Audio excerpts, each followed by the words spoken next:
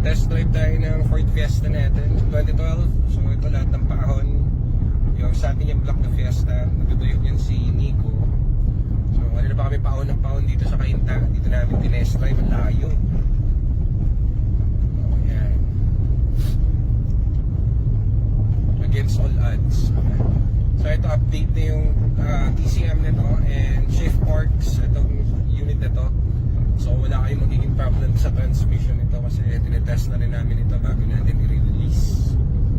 So ito sa bundok tayo nagte-testing para sure. Parang ito pa yung ayaw umandat nung dala ko na i10, na Hyundai i10. Hindi kaya. Yung i10 ang hina.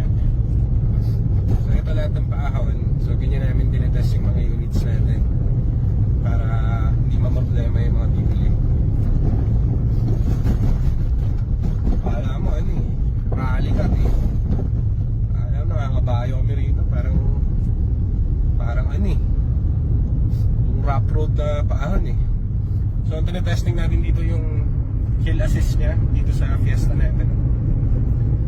So all goods naman kasi walang ka problema sa paahon. So pauwi na rin tayo ng Manila